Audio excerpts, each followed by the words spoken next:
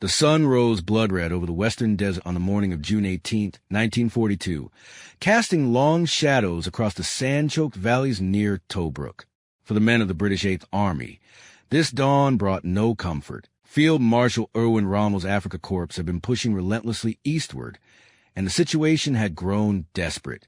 British and Commonwealth forces were being squeezed between the Mediterranean Sea to the north and the vast, unforgiving Sahara to the south. In this crucible of sand, heat, and steel, air power had become the deciding factor in countless engagements.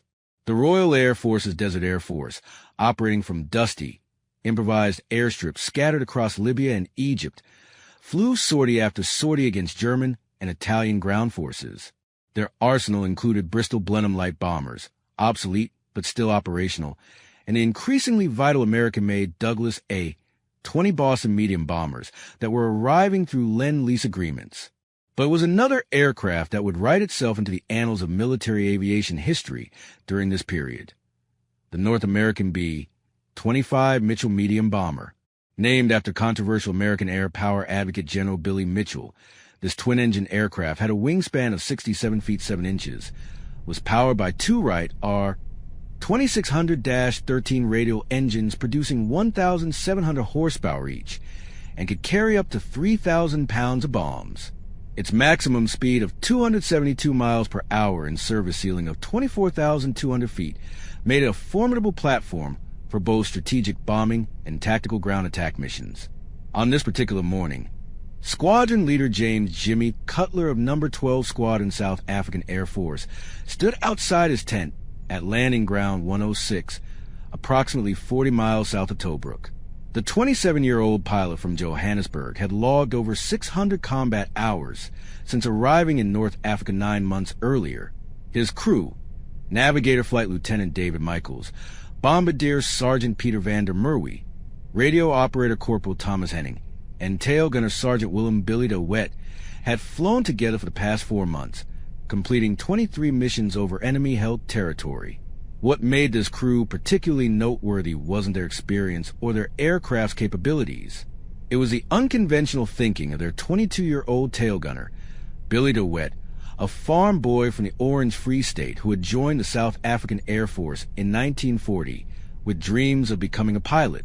When he failed the rigorous pilot training program due to depth perception issues, he'd been reassigned to gunnery school.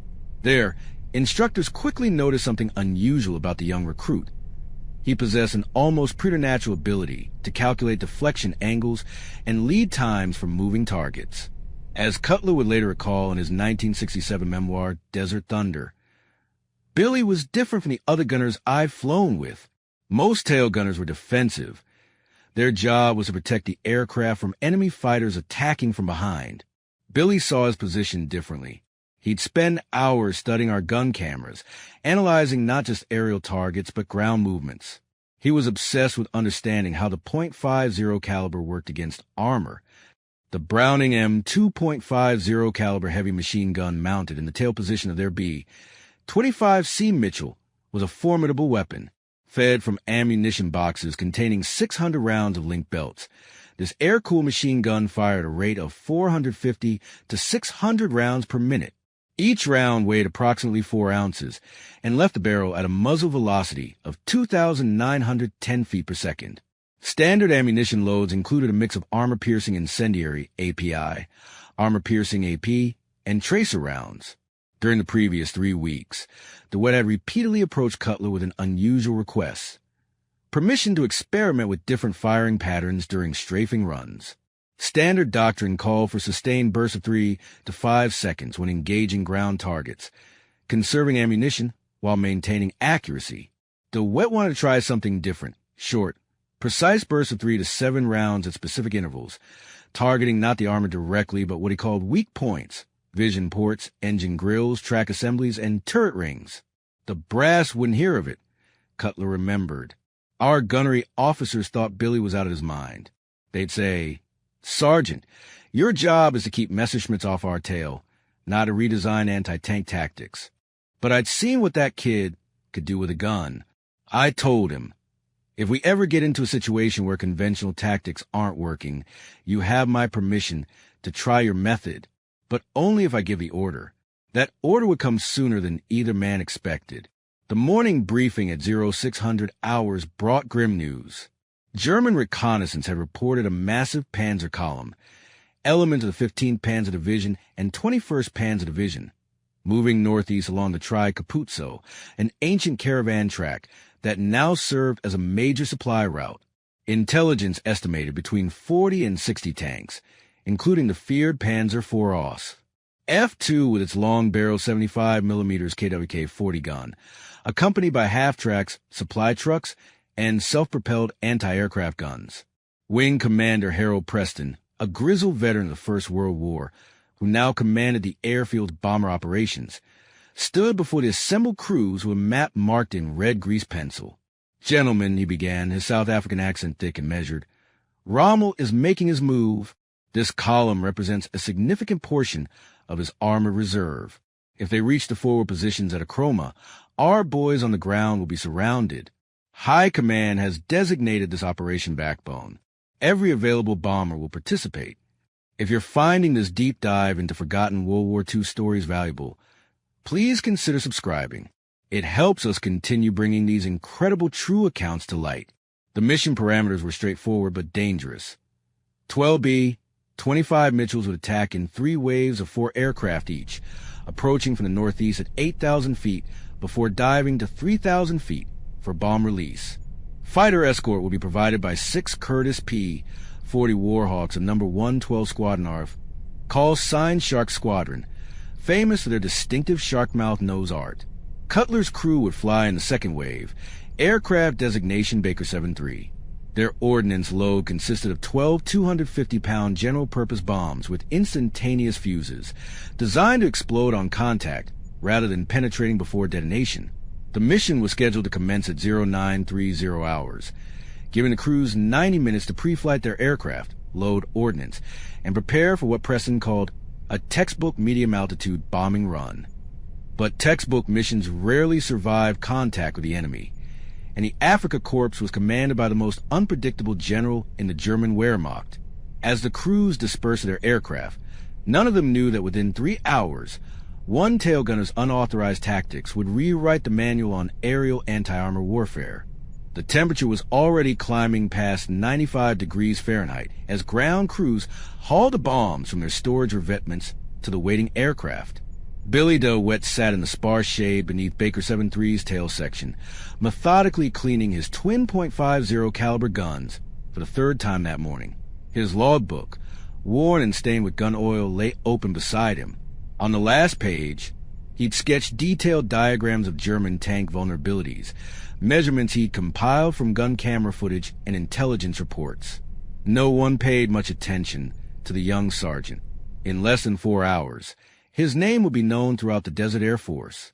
At 0915 hours, the 12B, 25 Mitchells of the Strike Force began their taxi sequence across landing ground 100 at excess packed earth runway. The roar of 24 Right R, 2600 engines shattered the morning stillness, sending clouds of tan dust spiraling into the already shimmering air. Inside Baker 7-3, Squadron Leader Jimmy Cutler ran through his final checks with practice efficiency. "Radio check all stations," he called over the intercom. One by one, his crew responded. Navigator David Michaels, hunched over his charts in the cramped nose compartment, confirmed their heading. 310 degrees magnetic to the initial point, then a turn to 285 degrees for the bomb run. Bombardier Peter van der Merwe, positioned in the nose alongside Michaels, reported his Norden bomb sight was calibrated and ready. Radio operator Thomas Henning, seated amidships surrounded by his communications equipment, confirmed contact with ground control. Finally, from the tail position, Billy DeWitt's voice crackled through. "Tail gunner ready, skipper. Guns armed, ammunition feed confirmed." What Cutler didn't know was that DeWitt had made a subtle but significant modification to his ammunition load. Standard protocol called for a 4-1-1 mix. For armor-piercing rounds, 1 armor-piercing incendiary, and 1 tracer in each 6-round sequence. DeWitt had altered this to a 3-2-1 pattern, 3 AP rounds, 2 API rounds, and 1 tracer, giving him more incendiary capability while maintaining armor penetration. He'd made the change during the pre-dawn loading, working by flashlight while the armament crew assumed he was simply checking the feed mechanisms. The first wave of 4 Mitchells lifted off at 0920 hours, followed 5 minutes later by Cutler's second wave. As Baker 7-3 climbed through 2,000 feet, the western desert spread beneath them like a crumpled tan blanket, marked by the dark ribbons of wadis, dry riverbeds, and the occasional rectangular shadow of ancient ruins. To the northwest, a column of black smoke marked where a fuel dump had been hit by German artillery the previous evening. Flight Lieutenant Michaels provided regular navigation updates as they climbed to their cruise altitude of 8,000 feet. The formation maintained tight discipline, each aircraft separated by approximately 200 feet laterally and 100 feet vertically in what the Americans called a javelin formation, designed to concentrate defensive firepower while allowing each bombardier a clear sight picture for bomb release. The 6P-40 Warhawks of Shark Squadron maintained their protective orbit above and behind the bombers at 10,000 feet. Their mission was to intercept any Luftwaffe fighters, particularly the Messerschmitt Bf-109F 4S of Jageschwader 27 that operated from forward airfields near Derna. These German fighters, powered by 1,350 horsepower Daimler-Benz DB601E engines and armed with 120mm MG-15120 cannon and two 7.92mm MG-17 machine guns, could climb to 20,000 feet in under 7 minutes and had a maximum speed of 388 miles per hour, significantly faster than the lumbering Mitchells. At 0947 hours, approximately 32 minutes into the flight, Michaels called out, "IP in 3 minutes. Navigator to Bombardier, prepare for handoff." The initial point, a distinctive rock formation known as Kidney Ridge, came into view through the morning haze. This was where the Bombardier would take control of the aircraft for the final bomb run, using the Norden bomb site to guide the pilot onto the precise heading needed for accurate bomb release. It was also where they became most vulnerable. First wave is attacking now. Henning reported from his radio position. They're reporting heavy flak, multiple mobile AAA units with the column. Through the cockpit windows, Cutler could see the distant sparkle of anti-aircraft fire, German 20mm flak-reeling 38 quad-mount guns, and the more powerful 88mm flak 36 guns that had proven devastatingly effective against both aircraft and tanks. The first wave's bombs began to fall, creating a pattern of dark explosions across the desert floor. Even from 5 miles away, the characteristic reddish-brown dust clouds were visible. "They're off target," Van der Merwe said quietly from the nose. "Looks like the column scattered. I'm seeing individual vehicles dispersing into the wadis." This was the constant problem with medium-altitude bombing against mobile ground targets. The time between bomb release and impact, approximately 12 seconds from 3,000 feet, gave experienced tank commanders ample opportunity to maneuver. Rommel's Afrika Korps had become expert at this deadly dance, scattering at the first sight of approaching aircraft, then regrouping once the danger passed. "Third wave is pushing their run," Henning added. "Wait, I'm getting reports of fighter activity. Shark Squadron engaging bandits, bearing 270. The tension in Baker 7-3 increased instantly. Without fighter cover, the Mitchells would be easy prey for the Bf-109s. Each bomber carried 5.50 caliber guns, 2 in the nose, 2 in the dorsal turret, and 1 in the tail, but these were defensive weapons. Against fighters attacking from above and ahead, the bombers' best hope was to maintain formation and create overlapping fields of fire. All aircraft maintained formation. Cutler heard the first wave leader command over the mission frequency: "Do not break unless absolutely necessary." At 0952 hours, Van der Merwe called out, "I have the IP. Bombardier has control. Come left to heading 285. Cutler eased the yoke left, feeling the Mitchell's nose swing onto the bomb run heading. Through the windscreen, he could now see the target area clearly, a long, strung-out column of vehicles that had indeed dispersed from a tight road formation into a loose pattern scattered across approximately 2 square miles of desert terrain. "Range for miles," Van der Merwe announced, his eye pressed to the Norden site's eyepiece. "Airspeed steady at 235. Altitude 8,200. Opening bomb bay doors." The hydraulic whine of the bomb bay doors opening created a noticeable drag, and Cutler added power to maintain airspeed. The formation began its descent to 3,000 feet, the optimal altitude for this type of attack, low enough for accuracy, but high enough to avoid small arms fire. That's when everything went wrong. Flak. Heavy flak. 12 o'clock level. DeWitt's voice came sharp over the intercom. The sky ahead erupted in black puffs of 88 millimeters fire. The Germans had positioned their mobile flak batteries in a deadly crossfire pattern, and the bombers were flying directly into it. Cutler felt the aircraft shudder as shrapnel peppered Baker 7-3's right wing. "Stay on target," Vander Merwe said, his voice tight but controlled. "Range 2 miles. I have a solution." If you're learning something new about World War II aviation tactics, please hit that subscribe button. Your support allows us to research and share these detailed historical accounts. Then the radio erupted with urgent calls. "Baker 5 is hit. They're going down." Cutler risked a glance left and saw one of the second-wave bombers trailing smoke, its left engine ablaze. The crew was trying to maintain control, but the aircraft was losing altitude rapidly. "Shark Squadron is fully engaged," Henning reported. "We have no top cover. Repeat, no fighter cover available. Range 1 mile. Vander Merwe continued, ignoring the chaos around them. "Steady, steady." More flak burst around them. A piece of shrapnel punched through the cockpit canopy 6 inches from Cutler's head, creating a spider web of cracks in the plexiglass. The temperature inside, already stifling, seemed to spike even higher as hot air rushed through the opening. "Bombs away." Von der Merwe shouted. Cutler felt the aircraft lurch upward as 3 tons of ordnance dropped free. The formation's bombs fell in a ragged pattern, creating a line of explosions across the desert floor. But Vander Merwe had been right.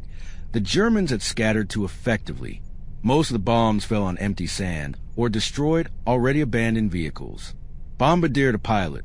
I'm closing doors. You have control." Cutler banked right, following the rest of the formation as they turned away from the target area. Standard procedure now called for them to climb back to 8,000 feet and return to base. The mission would be logged as a partial success. Some damage inflicted, 1 aircraft lost, target dispersed but not destroyed. But as Baker 7-3 completed its turn, DeWitt's voice came over the intercom with an observation that would change everything. "Skipper, I've got eyes on the column from back here. They're regrouping already, pulling back onto the track in single file. They think we're done with them."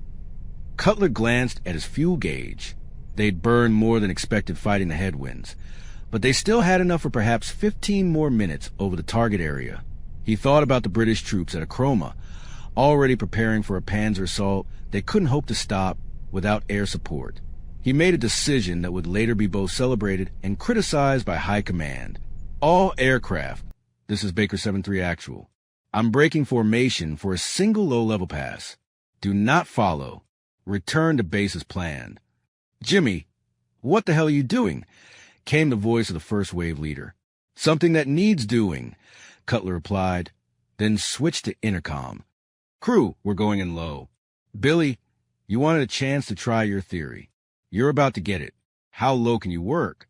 There was a pause, then DeWitt's response, steady and certain. 50 feet, skipper. I need 50 feet and a steady platform." David Michaels protested from the navigator's position. "Jimmy, we'll be sitting ducks for their light flak at that altitude. The 20 millimeters guns will tear us apart. Then we'll have to be too fast to hit."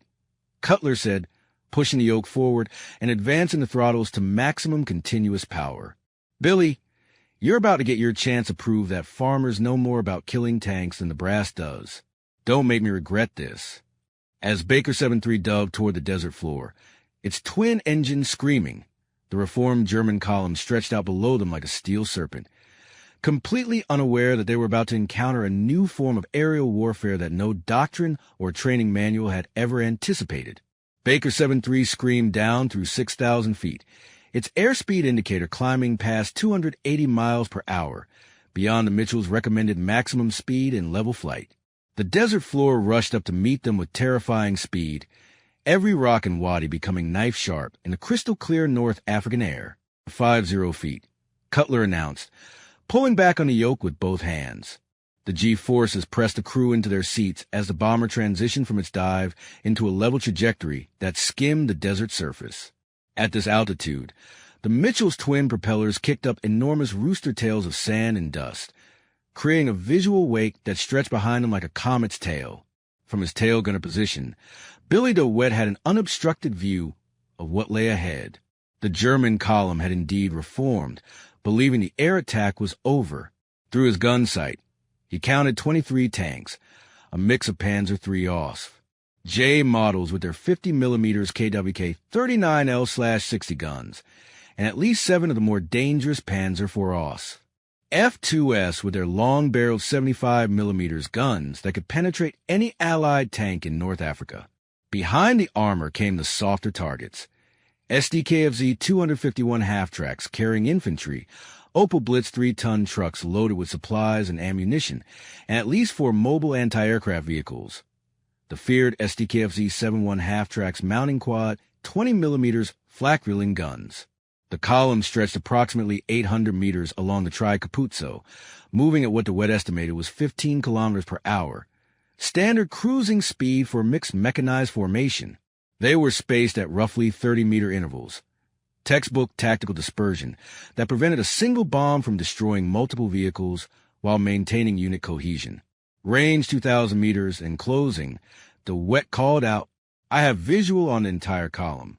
Lead vehicle is a Panzer for approximately 1,800 meters now." "Talk to me, Billy." Cutler said, fighting to keep the bucking aircraft steady as they sliced through the hot, turbulent air at 50 feet. Every thermal updraft from the sun-baked sand below wanted to throw them off course. "What's your plan?" What happened next will be debated in Royal Air Force tactical review boards for months afterward. DeWitt's strategy was based on 3 observations he'd made during countless hours studying gun camera footage and intelligence photographs. First, German tank commanders habitually rode with their turret hatches open in the desert heat, only buttoning up when under direct attack. Second, the Panzer IV's engine deck armor was only 10 millimeters thick, insufficient to stop .50 caliber armor-piercing rounds at close range. Third, and most critically, he noticed that when a column came under air attack, the vehicles didn't scatter randomly, but followed predictable patterns based on their position in the formation. "Skipper, I need you to approach from their 7 o'clock position, offset about 50 meters to the south of the column," DeWitt said, his voice remarkably calm.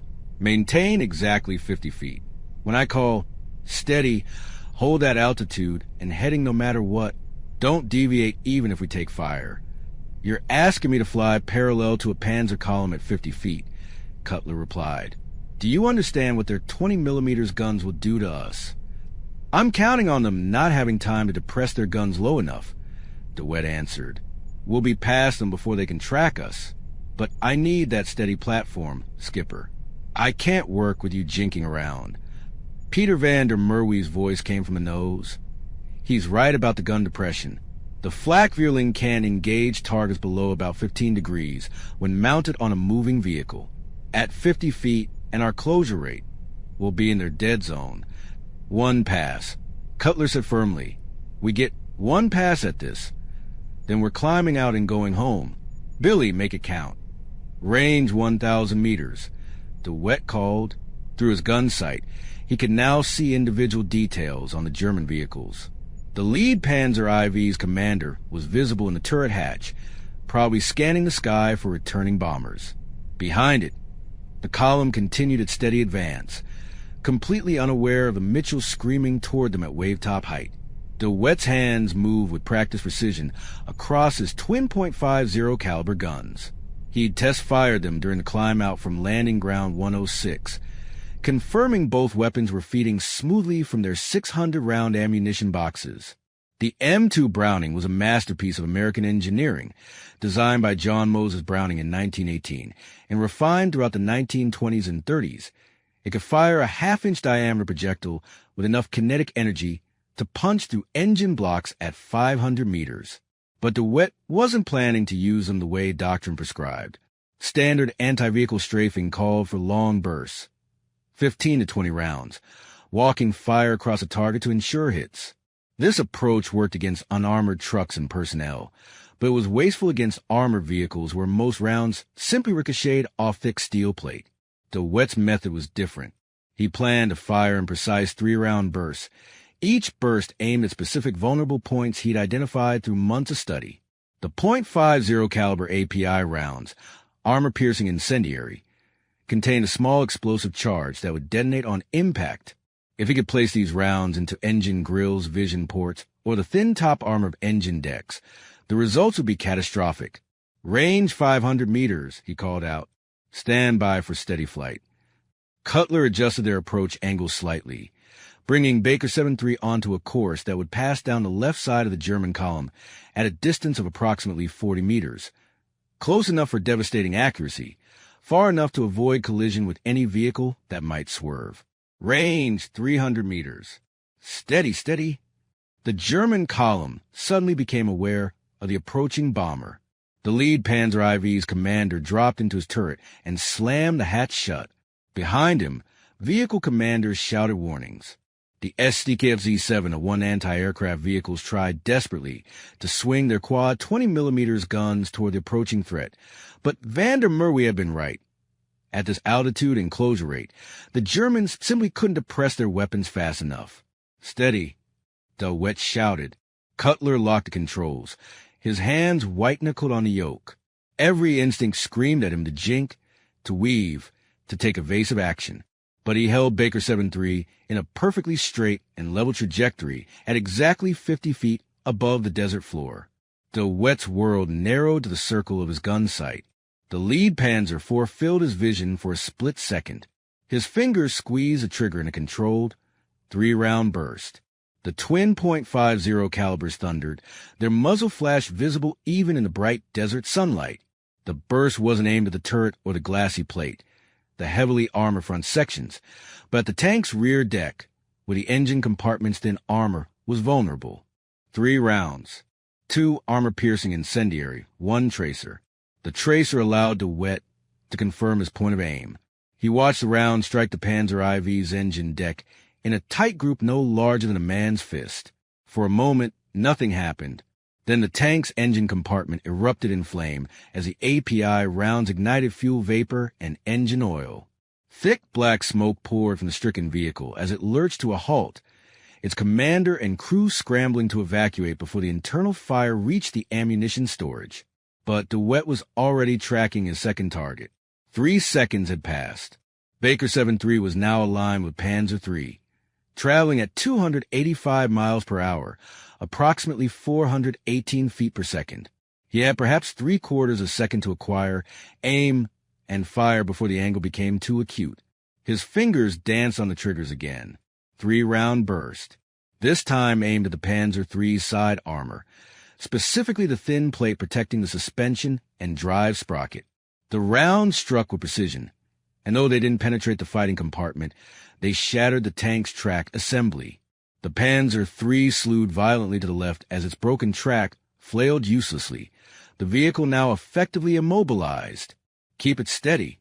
DeWitt shouted unnecessarily. Cutler was flying like he'd been welded to the controls. Third target, a Panzer IV. 3-round burst at the turret ring, the vulnerable junction where the rotating turret met the hull. 1 round missed high, but 2 struck home. The turret's rotation mechanism jammed with a visible shower of sparks. The tank could still move, but it could no longer aim its main gun. Fourth target, SDKFZ 251 half-track. 3 rounds through the thin side armor, directly into the passenger compartment. The vehicle swerved wildly as the driver was hit, plowing into the back of the disabled Panzer III. Before we continue with this incredible action, please take a moment to subscribe if you're enjoying this deep dive into real combat tactics. These stories deserve to be remembered and shared. Fifth target, Opel Blitz truck. DeWitt almost felt guilty about this one. The truck had no armor at all. 3 rounds through the engine block. The truck exploded as the incendiary rounds ignited its fuel tank, creating a spectacular fireball that momentarily obscured the next vehicles in line. DeWitt's peripheral vision registered German soldiers diving from vehicles, officers shouting orders, machine gunners trying to track the bomber flashing past them. Muzzle flashes from small arms sparkled along the column, but at this speed and altitude, hitting Baker 7-3 was like trying to shoot a bullet with another bullet. 6 target, Panzer III. Engine deck, 3 rounds. Fire and smoke. 7 target. Another SDKFZ-7 of 1 anti-aircraft vehicle. This one was the most dangerous. Its quad 20mm guns were finally coming to bear on Baker 7-3's tail section. DeWitt could see the gunner's desperate attempt to acquire them. He shifted his aim from the vehicle's armor to the gunner himself, an unarmored target. 3 rounds. The gunner disappeared in a red mist, and the unmanned guns fell silent. 8 target, Panzer IV. Turret ring. Jam the turret. Move on. The numbers raced through DeWitt's mind with mechanical precision. Each burst was 3 rounds. He'd fired 8 bursts, 24 rounds total. His ammunition boxes each held 600 rounds. He had 576 rounds remaining per gun. The column still stretched ahead for another 400 meters. Time seemed to have compressed into an eternal moment where only targets, angles, and trigger pressure existed. 9th target, Panzer III. Track assembly. Mobility kill. 10th target, Opel Blitz. Engine. Catastrophic fire. 11th target. Panzer IV, the newest F2 model with the long gun. This was a priority target. DeWitt shifted his aim point slightly, firing at the tank's side armor, where the ammunition storage racks were located. It was a long shot. .50 caliber rounds couldn't normally penetrate there, but one of his API rounds found a vision port, punched through, and detonated inside the crew compartment. The result was immediate and devastating. The Panzer IV's internal ammunition detonated in a massive explosion that blew the turret completely off the hull, sending it tumbling through the air to crash down 30 meters away. The catastrophic kill sent a shockwave through the German column. Vehicles began swerving wildly, some attempting to scatter off the track despite orders to maintain formation. But the Tri-Capuzzo ran through a shallow valley here. Wadis on both sides limited their maneuver room. They were trapped in a killing zone of their own making. 12th target, SDKFZ-251. Passenger compartment. 13th target, Panzer III. Engine deck. 14th target, Panzer IV. Turret ring. DeWitt's world had become purely mechanical. Acquire. Aim. Fire. 3 rounds. Move to the next target. The twin .50 calibers thundered continuously, their barrels beginning to glow from the heat of sustained fire. Spent brass casings poured from the ejection ports, rattling against the tail section before falling away into the desert below. 15th target. Another Panzer IV with the long gun. Engine deck. Fire. Smoke. Vehicle stopped. 16th. Panzer III. Track assembly. 17th. Opel Blitz. Engine. Fireball. And then they were through. Baker 7-3 flashed past in the column, leaving behind a scene of absolute chaos. Cutler immediately pulled back on the yoke, climbing away from a vulnerable low altitude.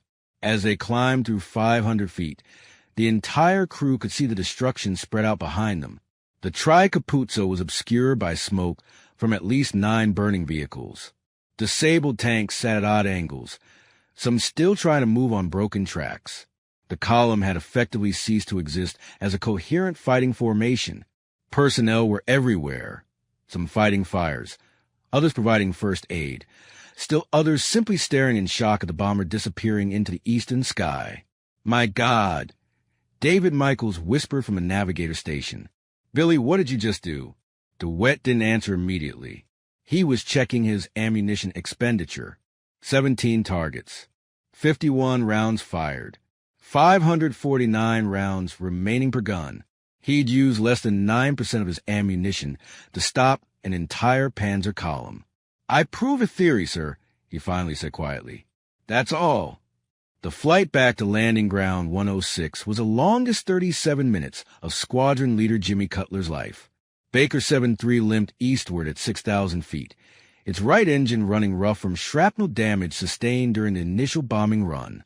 Black smoke occasionally coughed from the cowling, and the cylinder head temperature gauge hovered dangerously close to the red line. Cutler nursed the throttles carefully, knowing that if the engine seized, they'd be forced into a dead-stick landing in territory that could shift from Allied to Axis control within hours. But it wasn't the mechanical damage that occupied his thoughts. It was the radio traffic. Baker 7-3, this is Falcon Leader, came the voice of Wing Commander Harold Preston, who'd been monitoring the mission frequency from the operations tent. Confirm your previous transmission. Did you say 17 vehicles disabled or destroyed? Falcon Leader, that is correct, Cutler responded, his voice steady despite the adrenaline still coursing through his system. 17 confirmed hits on a reformed Panzer column. 9 vehicles burning, 8 disabled with mobility or turret kills. 1 Panzer for catastrophic ammunition detonation. There was a long pause. When Preston's voice returned, it carried an edge that Cutler recognized from his years of service. The tone of a commanding officer who didn't know whether to award a medal or convene a court-martial. Baker 7-3, be advised that your unauthorized deviation from mission parameters will be addressed upon landing. However, preliminary reconnaissance confirms your damage assessment. Well done to your crew. Falcon Leader out. From the tail position, Billy DeWitt sat in silence, his hands still trembling slightly from a sustained firing sequence. The twin .50 caliber barrels had cooled during the flight back, but he could smell the distinctive odor of burn gun oil and hot metal that permeated the tail section. Around his position, spent brass casings lay scattered, physical evidence of what he'd just accomplished.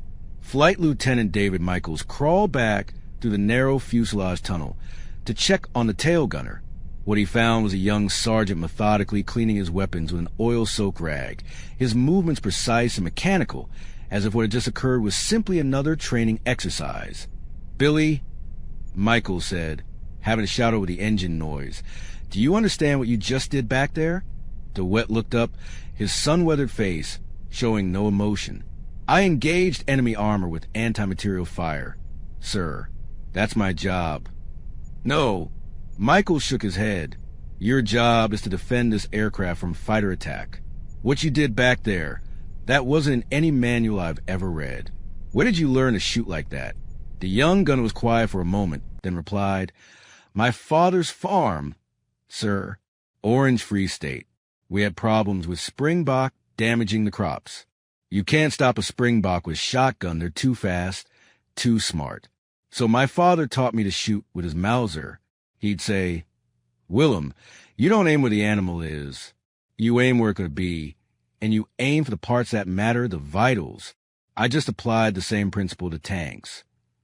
It was perhaps the most profound tactical innovation of the war, born not from military academies or strategic planning boards, but from a farm boy's understanding of how to efficiently kill moving targets with limited ammunition. As they approached landing ground 106, Cutler could see multiple vehicles gathered near the runway, more than normal for an aircraft return. Word had apparently spread about their unauthorized attack run. The P-40 Warhawks of Shark Squadron had already landed, their pilots no doubt providing blow-by-blow accounts of what they'd witnessed from their high cover position. Baker 7-3's landing was uneventful despite the damaged engine. Cutler killed the right engine immediately after touchdown to prevent further damage, and they rolled to a stop near the maintenance revetments. As the left engine wound down and the propeller jerked to a halt, ground crews swarmed the aircraft, their faces showing a mixture of excitement and concern as they examined the shrapnel damage and the unusually high number of spent casings scattered in the tail section. Wing Commander Preston was waiting at the bottom of the crew ladder, his face unreadable beneath the brim of his service cap. Beside him stood Group Captain Richard Atchley, the overall commander of the Desert Air Force's bomber operations, a legendary figure who'd earned a Distinguished Flying Cross in the First World War and had been instrumental in developing tactical bombing doctrine for the RAF. As Cutler's crew assembled in the shade of Baker 7-3's wing, Preston wasted no time. "Squadron Leader Cutler, explain to me why you disobeyed my explicit mission briefing, broke formation without authorization, and conducted a low-level strafing attack for which your crew received no training and your aircraft is not equipped." Before Cutler could respond, Atchley raised a hand. "Before you answer that, gentlemen, I want to hear from the tail gunner."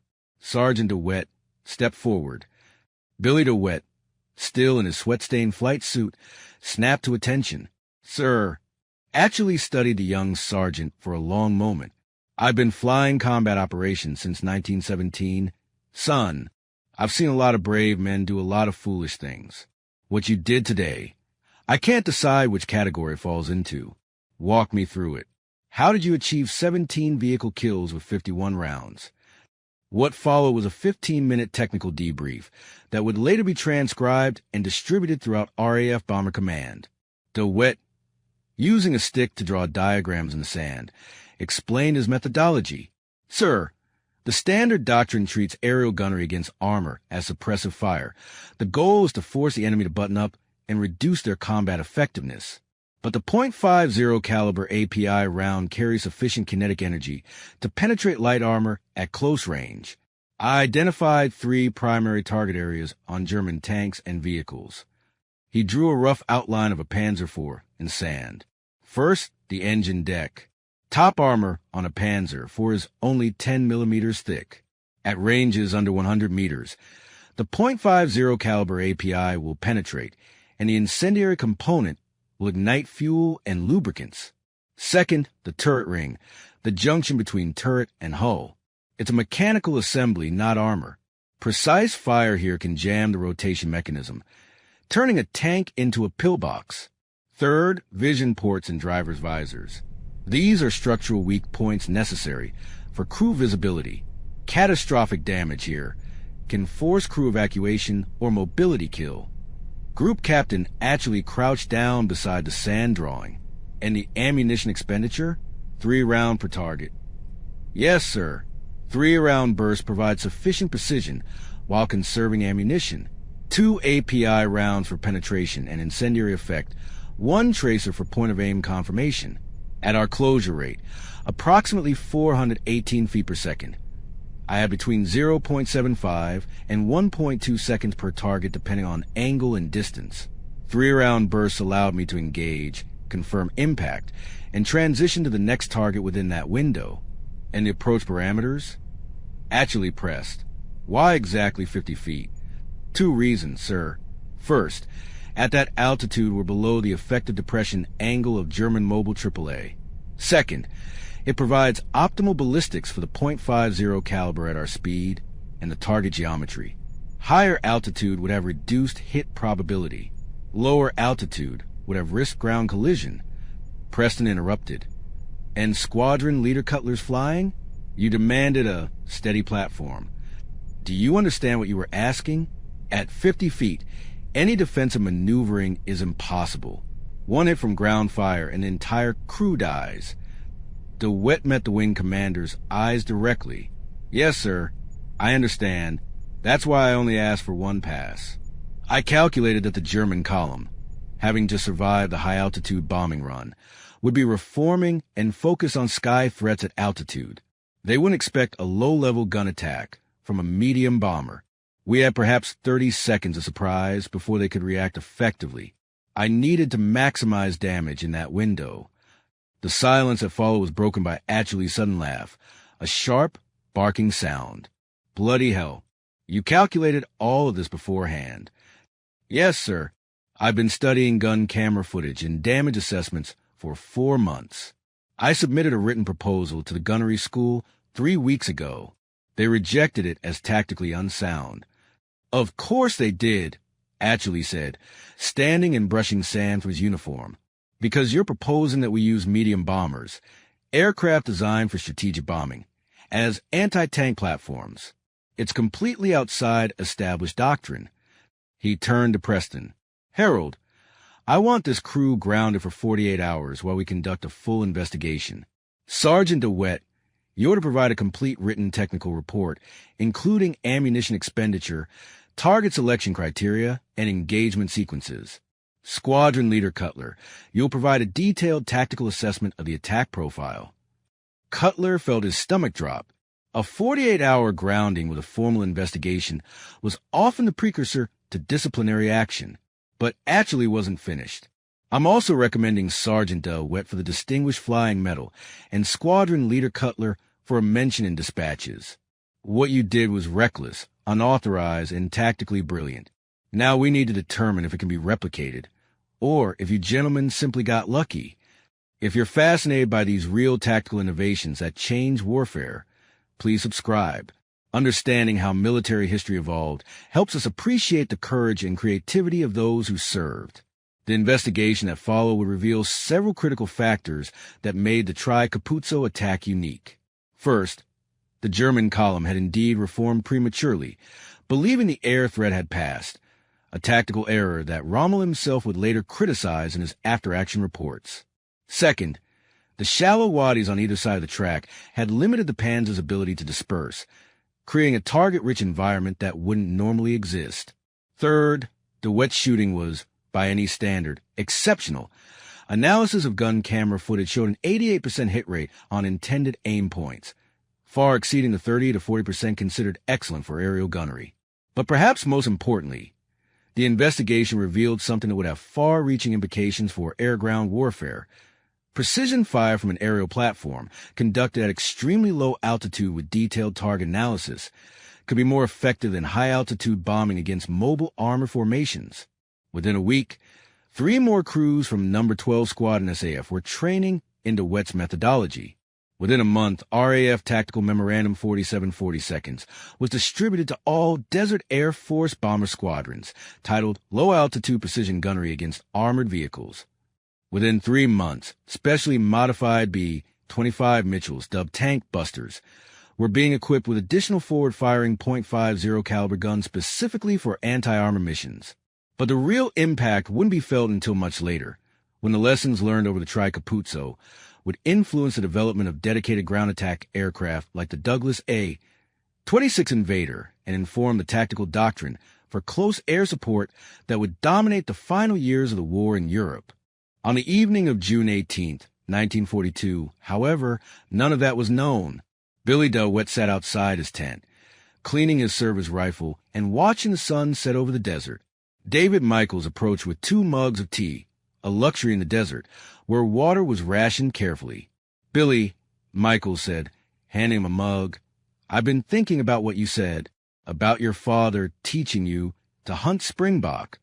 Sir, your father sounds like a wise man. Think he'd be proud of what you did today." DeWitt was quiet for a moment, then shook his head slowly. "I don't know, sir. My father taught me to never waste ammunition and to always respect what I was hunting. Today I killed 17 vehicles and probably 50 men. I'm not sure that's something to be proud of. It was perhaps the most honest assessment of combat any of them had heard." Michael sat down beside the young sergeant, and together they watched the desert turn purple and gold as the sun disappeared below the horizon. Somewhere to the west, the Afrika Korps was reorganizing, assessing their losses, and planning their next move. Somewhere to the east, British infantry were preparing for battles yet to come. And in between, 5 men and a damaged bomber had proven that innovation in warfare doesn't always come from expected places. Sometimes it comes from a farm boy who understood that the principles of hunting springbok could apply to hunting panzers, and who had the skill and courage to prove it under fire. The morning of June 20th, 1942, brought unexpected visitors to Landing Ground 106. A Douglas E-47 Skitran transport aircraft touched down on the dusty runway at 0730 hours, and from emerged a delegation that included Air Vice Marshal Arthur Mary Coningham, commander of the entire Desert Air Force, along with 3 intelligence officers, 2 gunnery specialists from RAF Technical Branch, and an American liaison officer, Major Paul Pappy, gun of the United States Army Air Force's 5th Air Force. Major Gunn's presence was particularly significant. He had been touring North African air operations to observe RAF tactics and gather intelligence for American bomber operations in the Pacific Theater. What he was about to witness at Landing Ground 106 would directly influence the development of what would become known as commerce destroyer tactics, low-level skip bombing and strafing attacks that would devastate Japanese shipping and ground installations throughout 1943 and 1944. Wing Commander Preston assembled a crew of Baker 73 in the operations tent, where a detailed scale model of the Tri-Capuzzo engagement had been constructed overnight using sand, rocks, and painted wooden blocks to represent vehicles. Gun camera footage, recovered from Baker 73's tail position, was ready for projection, though the quality was grainy. The camera's film stock had been partially damaged by heat and vibration during the low-altitude pass. Air Vice Marshal Cunningham, a New Zealander known for his innovative tactical thinking and direct manner, wasted no time with pleasantries. "Gentlemen," he began, spreading reconnaissance photographs across the briefing table. "These were taken at 1,400 hours yesterday, approximately 4 hours after your engagement. I want you to understand what you accomplished." The photographs showed the Tri-Capuzzo in stark black and white. The devastation was even more apparent from above than it had been from Baker 7-3's tail position. 9 vehicles showed clear evidence of catastrophic fire damage. Their hulls burned out, ammunition stores exploded, superstructures collapsed. 8 more vehicles sat disabled, some with visible track damage, others at odd angles suggesting mechanical failure or jammed turrets. German after-action reports, intercepted via Ultra. Cunningham continued, referring to the top-secret British signals intelligence program that had broken German Enigma codes, indicate that the 15th Panzer Division reported the complete loss of 1 company of armor, approximately 14 tanks, plus 3 mobile anti-aircraft vehicles, 6 supply trucks, and 2 command half-tracks. Casualties were 37 killed, 52 wounded. The column was delayed by 11 hours while they redistributed crews and equipment. He looked directly at Billy DeWitt. "Sergeant, do you understand the significance of those numbers? A single bomber, in a single pass lasting approximately 23 seconds, inflicted more damage on that Panzer column than the previous 12 bombers dropping 36,000 pounds of high explosive. Your ammunition expenditure was 51 rounds weighing approximately 12 pounds total. The cost-effectiveness ratio is almost incomprehensible." Major Gunn stepped forward, his Southern American drawl contrasting with the clipped British accents around him. "Sergeant DeWitt, I've been authorized by General Kenny to request a complete technical briefing. We're facing similar problems in the Pacific. Japanese convoys moving along coastal roads, mobile artillery, supply columns. High-altitude bombing isn't cutting it. What you did here, if it can be replicated, could change how we conduct interdiction operations." What followed was a 3-hour technical debrief that went far beyond the initial investigation. DeWitt was asked to explain not just what he'd done, but how he'd thought through the problem. His responses, recorded by a stenographer, would eventually be compiled into a classified technical document titled Precision Aerial Gunnery Against Armored Vehicles, Tactical Analysis of the Tri-Capuzzo Engagement, June 18, 1942. Several key principles emerged from the debrief. Target selection hierarchy. DeWitt had unconsciously developed a priority system. Tanks with long barrel guns, Panzer IV F2, were engaged first when possible, as they posed the greatest threat to Allied armor. Anti-aircraft vehicles were second priority, as they could threaten other aircraft. Standard Panzer IIIs and soft-skin vehicles were tertiary targets. This prioritization, combined with a split-second assessment of which vehicles presented the best shot geometry, maximized the strategic impact of his limited engagement window. Ammunition conservation through precision. The standard doctrine of sustained bursts, 15 to 20 rounds, assumed that many rounds would miss or fail to achieve meaningful damage. DeWitt's 3-round bursts, placed with surgical precision, proved that accuracy was more valuable than volume of fire. This principle would later inform the development of precision-guided munitions decades later. Exploitation of surprise and psychology. The German column had survived a high-altitude bombing attack and believed the threat had passed.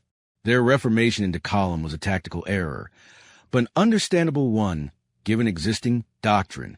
DeWitt's attack, coming from an unexpected vector at an unexpected altitude using an unexpected method, created a psychological impact that exceeded the physical damage. The Germans had no frame of reference for a medium bomber conducting a gun attack at 50 feet. Platform stability versus defensive maneuver. This was the most controversial aspect. DeWitt had required Cutler to fly in a perfectly straight line through a hostile environment, sacrificing all defensive capability for gunnery precision. In any other circumstance, this would have been suicidal. But the combination of altitude below effective AAA depression, speed, too fast for small arms to track effectively, and surprise, the Germans were psychologically unprepared, had created a brief window where the trade-off was acceptable. Air Vice Marshal Cunningham listened carefully, occasionally asking probing questions. Finally, he turned to his gunnery specialists. Can this be taught? Is Sergeant DeWitt's performance replicable, or are we looking at a unique combination of skill and circumstance? Squadron Leader Gerald Patterson, a gunnery instructor with 15 years of experience, provided a measured assessment.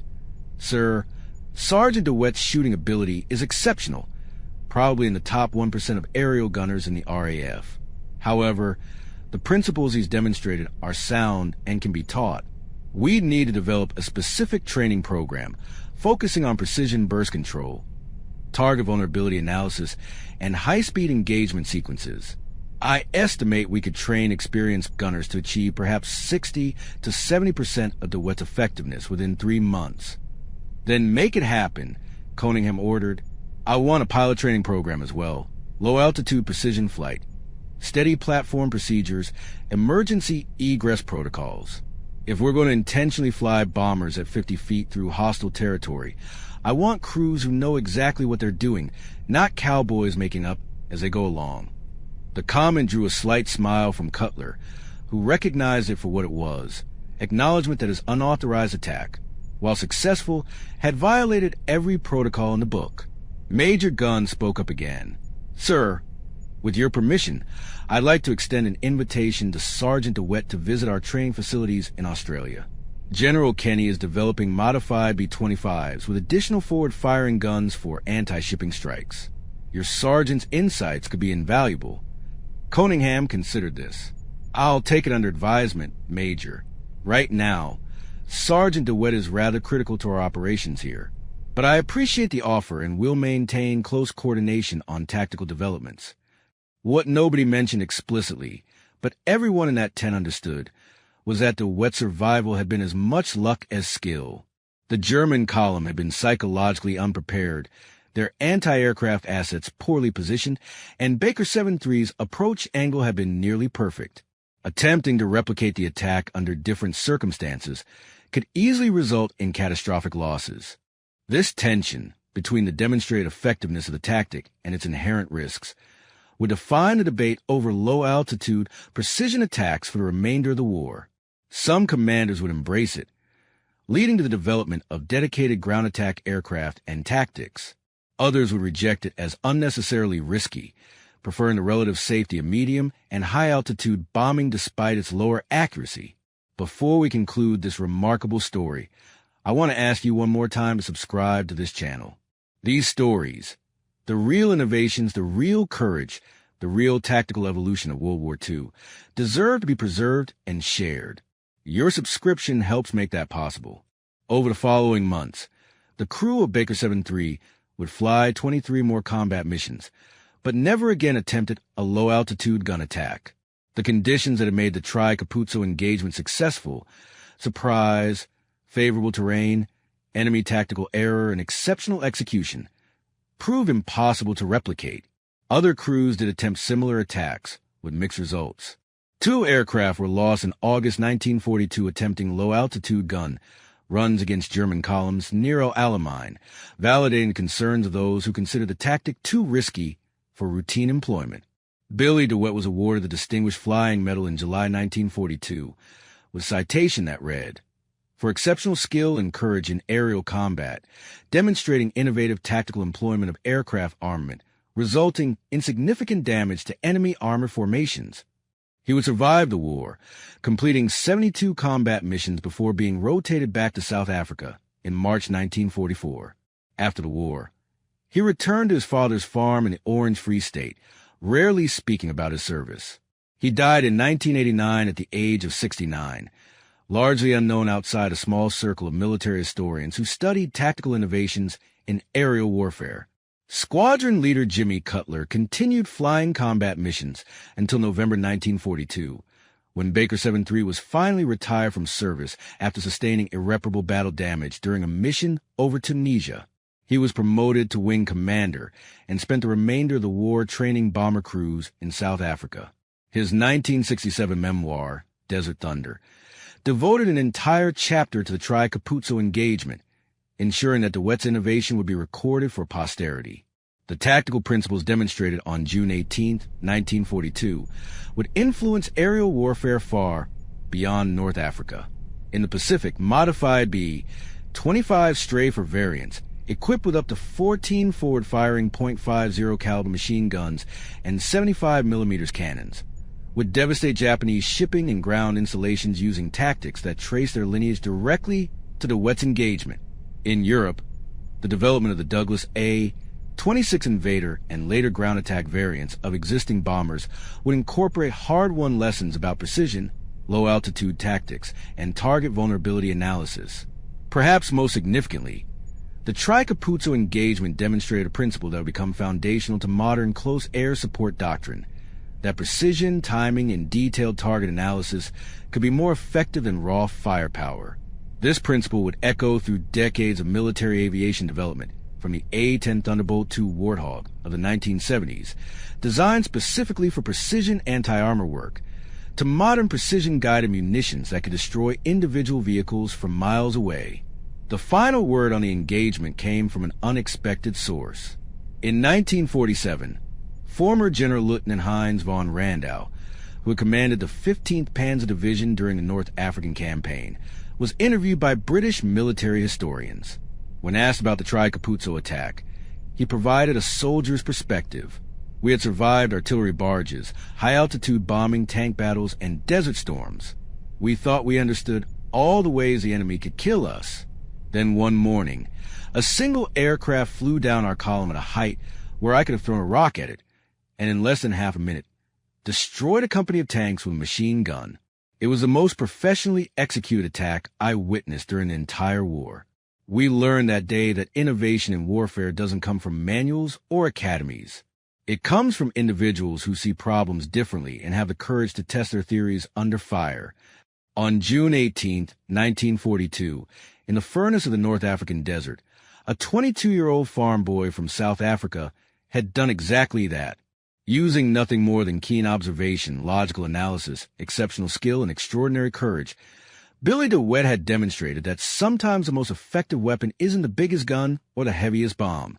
It's a clear understanding of the problem, a willingness to challenge conventional wisdom, and the ability to execute flawlessly when it matters most. The Tri-Capuzzo engagement lasted 23 seconds. Its legacy would last for generations. Baker 7-3 was eventually scrapped in 1945. Its aluminum recycled for peacetime use. But the principles proven in that brief engagement over the desert sand continue to influence military aviation doctrine to this day. In training schools around the world, when instructors teach precision engagement, target analysis, and the importance of understanding your enemy's vulnerabilities, they're teaching lessons that trace back to a single unauthorized attack run on a dusty track in the western desert. And that, perhaps, is the true measure of innovation. Not the immediate tactical success, but the enduring strategic impact on how future generations approach the same problems. Thank you for watching this deep dive into one of WWI's most innovative tactical engagements. If you found this story compelling, please like, subscribe, and share. These stories of courage, innovation, and the individuals who change warfare deserve to be remembered. Until next time, keep exploring the forgotten corners of history.